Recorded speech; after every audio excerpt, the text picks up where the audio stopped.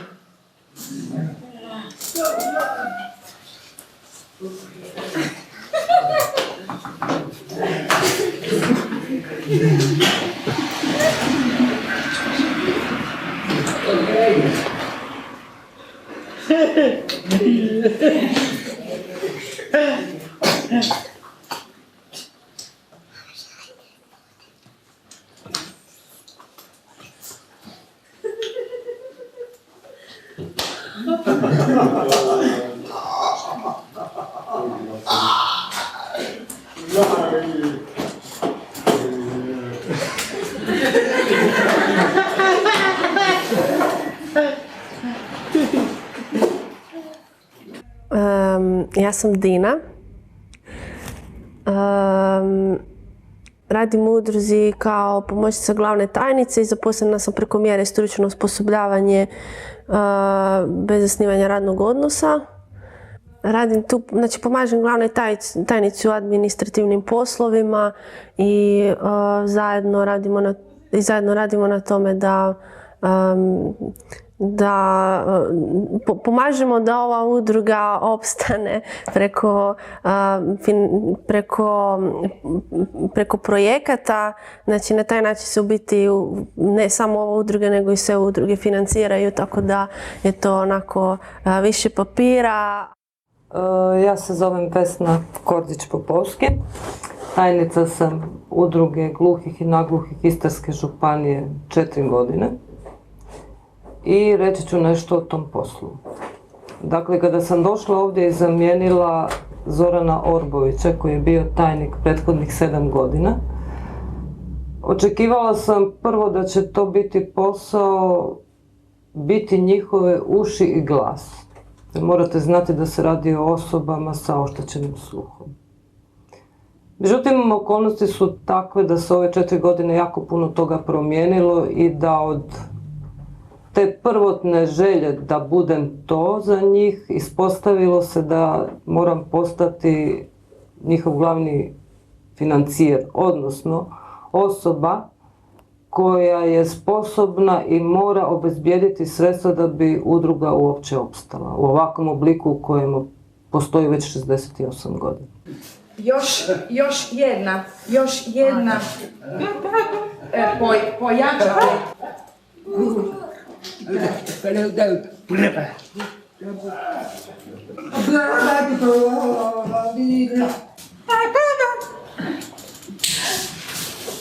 Kako su lijepi, joj.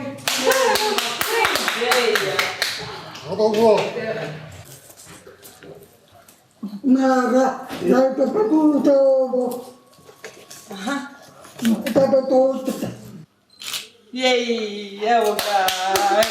Give me 5. Jao, divno. Jedan indijanski ples. Ajmo ples. Da, jedan prema drugom. Isto tako, osim tih projekata i tako dalje, sudjelujemo na raznim događanjima i pokušavamo se udružiti sa drugim udrugama. Ja sam predsjednica udruge gluhih i nagluhih Istarske županije Pule.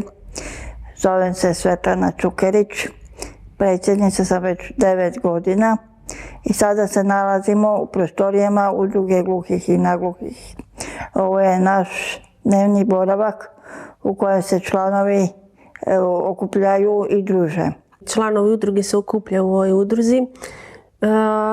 Uglavnom se podruže zajedno, čitaju novine, igraju karte, igraju pikado, pričaju šta su prolazili, šta im se događalo kroz dan i tako dalje. U biti to je jedini način, u biti jedino mjesto gdje se oni mogu biti zajedno i kao zajednica i gdje mogu biti kako bi se rekao, na svom mjestu. Zato što je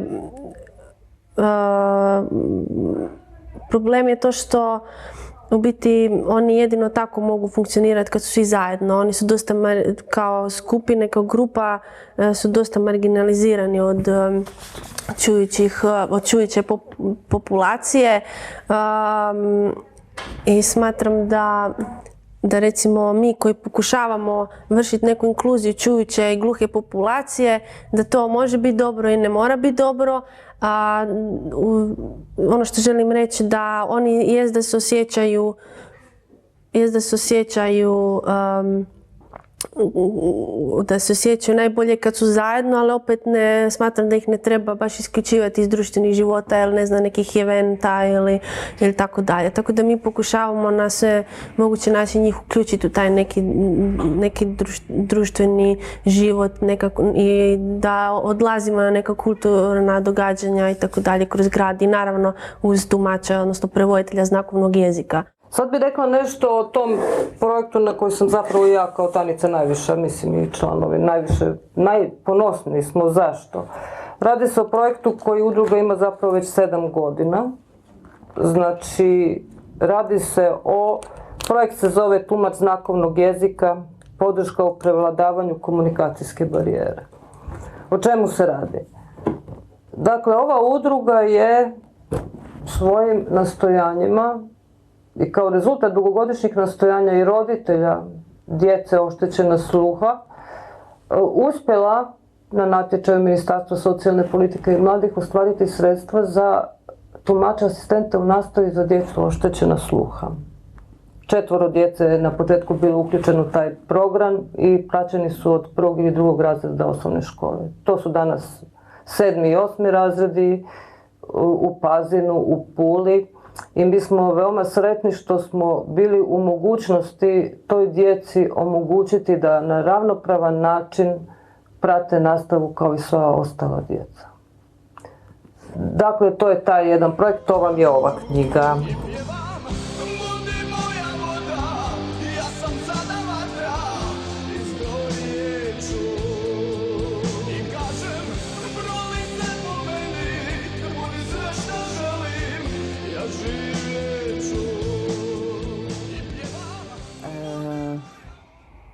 Predstavila sam se na znakovnom jeziku. Inače, ja sam dijete gluhih roditelja. Od uvijek sam u udruzi bila. Tu sam odrasla. Udruga gluhih i nagluhih Istarske županije osnovana je 1948. godine i već 68 godina okuplja sve osobe oštećena sluha na području Istarske županije. Trenutno imamo 100 članova, ali smatramo da je broj osoba sa oštećenjem sluha daleko veći na području cijele Istre. Ne postoje registar osoba sa oštećenjem sluha, pa ne znamo tačan broj osoba.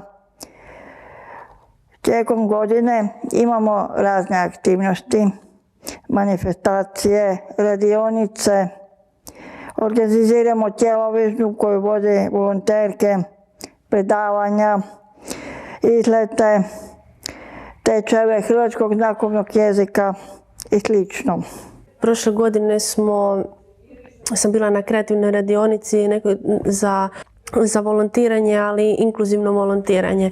Tako da je bila radionica da su smartovci iz Rijeke radili na tome da obučavaju ljude kako biti koordinator volontera, s druge strane one udruge koji su izabrali svoje volontere koji imaju problema, neke poteškoće tipa, ne znam, mi smo imali jednu slabovidnu volonterku. Ovo su projekti koje smo mi kandidirali u 2016. godini. I tu nisu svi papiri, ali evo tako su debeli projekti koje mi moramo pisati jedinicama lokalne samouprave, županiji, ministarstvu. Znači, ispod 50 do 100 stranica nisu. Što zahtjeva zaista i puno vremena, i puno strpljenja. Popratna dokumentacija koja se traži od nas je izuzetno široka. Moje mišljenje je zapravo da zakonodavac kada je donosio ovaj zakon nije baš previše vodio računa o udrugama, o njihovim kapacitetima, pa se desilo ono što se govori da se desilo i našoj državi, da ne povlači sredstva koliko može. Tako se dešava i nama da nismo dovoljno ostručeni unatoč svim našim nastojanjima da napišemo projekte koji bi eventualno bili prihvatljivi nekim jedinicama lokalne samouprave, županije i tako dalje. Prioritetni ciljevi udruge su promicanje, razvoj te unapređenje života osoba sa oštećenjem sluha te zaštita njihovih prava. To podrazumijeva podizanje svijesti javnosti, počevši od obitelji i promicanje poštivanja i dostojanstva gluhih i nagluhih osoba. Najznačajnija manifestacija za sve gluhe i nagluhe osobe je Međunarodni tjedan gluhih koji se obilježava u zadnji tjedan u 9. mjesecu. To je svjetski praznik i svi gluhi i nagluhi u cijelom svijetu održavaju Međunarodni tjedan gluhih osoba. To je za nas najvažniji datum u godini. Prošle godine za Međunarodni tjedan gluhih imali smo kazalište Dlan. To je udruga gluhih umjetnika iz Zagreba. Oni su držali kazališnu predstavu na znakovnom jeziku koja se zove Autoškola za gluhe osobe.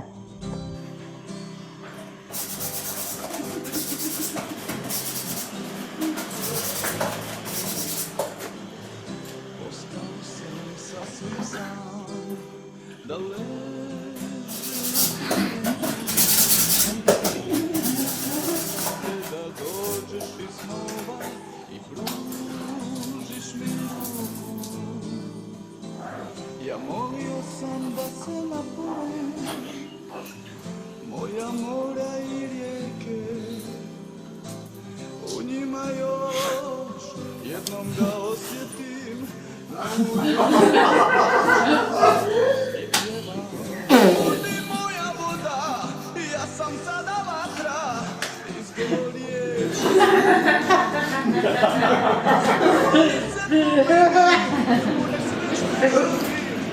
živjet ću. Budi moja voda, ja sam sada vatra. Najveći problem je komunikacija. Koji pogledamo kroz dan, 90-95% će čovjek komunicira.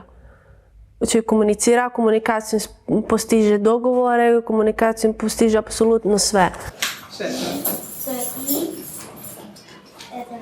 Pa isto kao piše. Ivo, bravo. Bravo.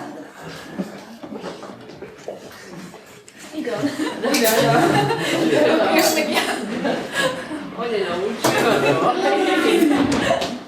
Najveći problem gluhih osoba je komunikacija. Tu tumači jako pomažu da prevlada ta komunikacijska barijera. Da, gluhi oni se sporazumijevaju jedino preko znakovnog jezika, a problem je što većina čujuće populacije ne zna, odnosno ne razumije znakovni jezik. Pomažemo njima u obavljanju svakodnevnih stvari. Znači, čujući ljudi ne razumiju taj problem dok im ti ne dođeš i objasniš direktno da oni ne mogu jednostavno neki niti pročitati ili ako čitaju da ne mogu razumjeti, znači ne mogu srž teksta shvatiti do kraja i da im stvarno potrebna pomoć ili ispunjavanju formulara ili šta treba napraviti, jednostavno ne razumiju. Tako da to čujuće osobe ne shvaćaju dok se ne nađu u toj situaciji. Tako da mi pokušavamo to njima olakšati za obavljanje tih svakodnevnih stvari, od odlaska u telekomunikacijske prodavaonice do doktora, mirovinskog, socijalnog i tako dalje.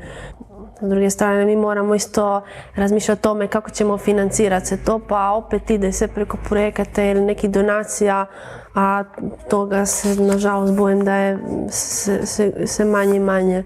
Udruga se stalno prijavljuje na projekte i programe jer je to jedini održivi način opstanka i organizacije i već mogućnost educiranja i osposobljavanja osoba za normalan život u zajednici.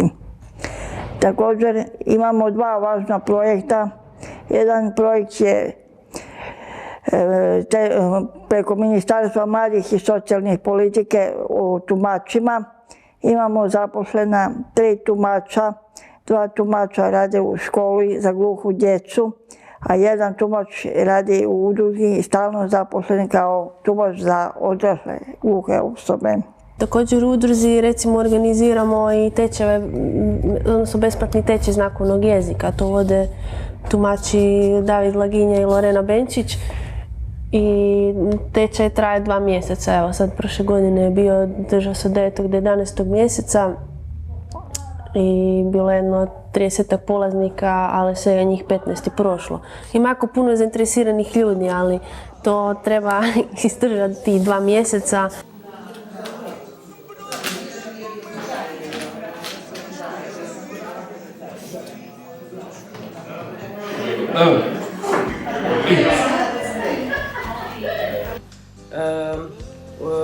Upoznala divne ljude,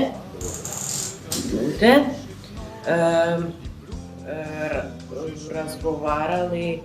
Da ponovim malo te brojeve, znači 14, kako smo rekli 14? 14, 20, ako kažemo 22,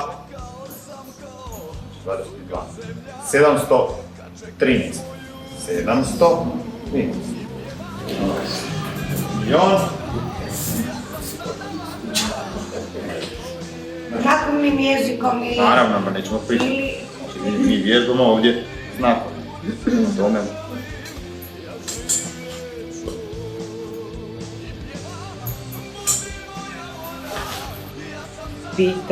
Pitali mene što radim, čime se bavim. Ja njih pitala što radili dok su bili mladi, prije mirovine.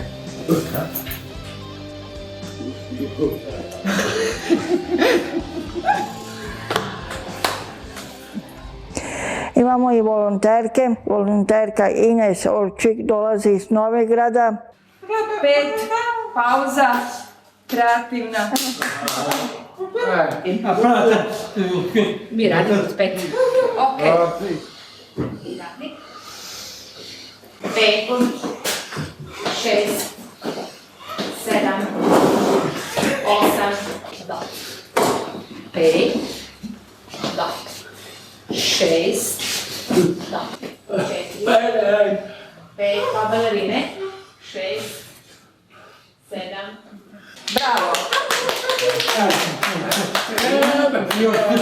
Znači, kaže, a to vam je drago. Ona će doći kad ja budem imala radionicu s vama kreativno. Više vježbati. Nekada. A nakon vježbe, ups, lez.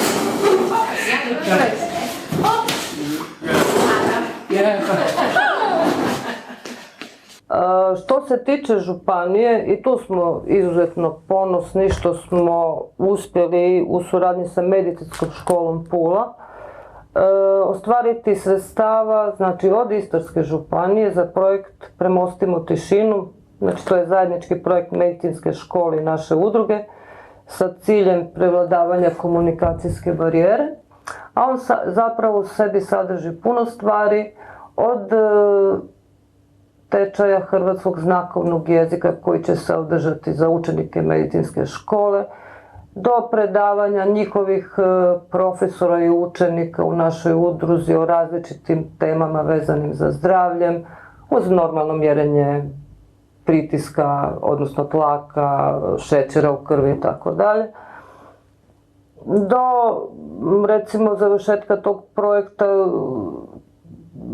zapravo planiramo da taj projekt možda i završimo na taj način što ćemo jedan drugi projekt uključiti od njega, odnosno multimedijalni prikaz djelovanja naše udruge u zadnjih 68 godina, čiji dio je zapravo i ovaj dokumentarni film, ćemo onda ubaciti na kraj tog projekta da prikažemo svim relevantnim činiocima u Puli i šire o naporima koje ulažemo mi zajedno sa medicinskom školom u zapravo edukaciji ljudi u odnosu sa osobama oštećenog sluha.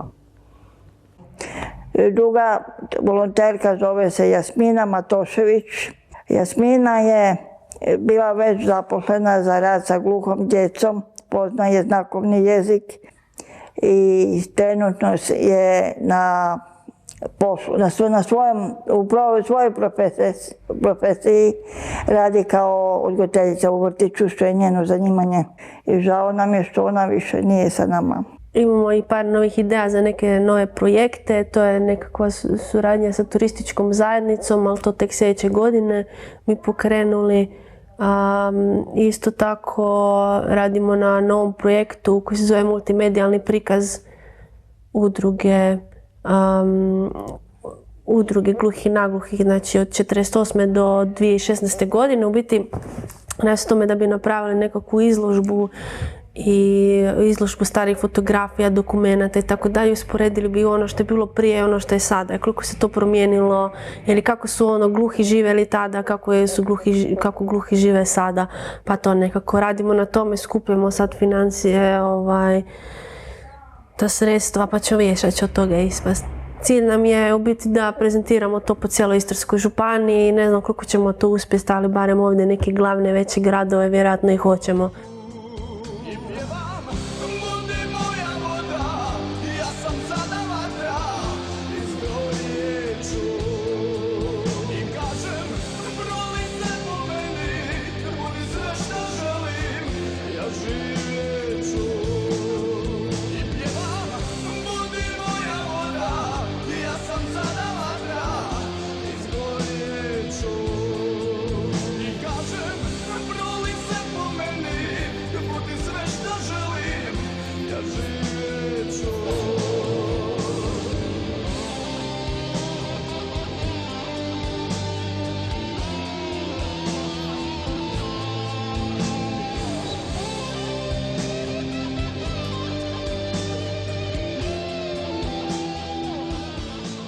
Želim reći sljedeće. Naša vrata su otvorena svim mladim ljudima, dobre volje, koji imaju znanja u pisanju projekata ili imaju želju da ih nauče. Otvoreni smo da dođu, da radimo skupa, jer u principu morate znati da 30% tih projekata, ukoliko se odobre, recimo znači ako je iznos projekta 100.000 kuna, ministarstvo odobravaju nekih 25 do 30% za plaće tajnika. Znači, mladi čovjek može doći ovdje, pisati projekte i sebi tako obezbijediti platu.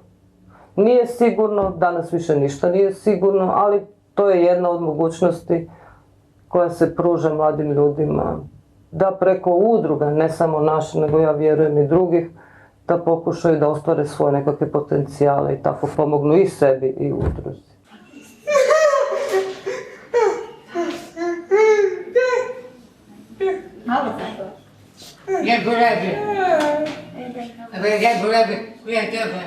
Mi uvijek kad radimo neka događanja i tako dalje, uvijek pozovemo i ovu čujuću populaciju da dođe u udrugu, da se podruže, da vide kako to funkcionira, kako mi funkcioniramo, mogu nam pomoći nekako financijski donacije, mogu volonterski doći, mogu i tako dalje. Znači na taj način, čisto da se oni osjećaju korisno, da se oni ne osjećaju da su oni odvojeni od društva.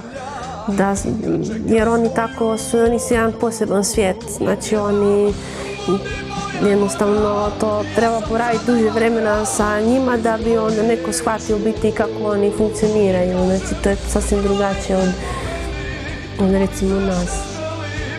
Ja živjet ću i pjevam, budi moja voda, ja sam sada vatra, izgorjet ću i kažem budi moja voda, ja sam sada vatra, izgorjet ću. Probaj se po meni, budi sve šta želim, ja živjet ću.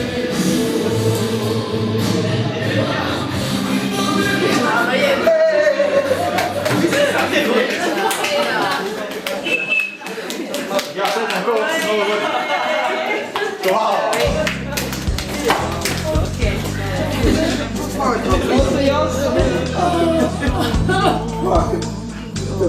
Ja zvao sam te da dođeš,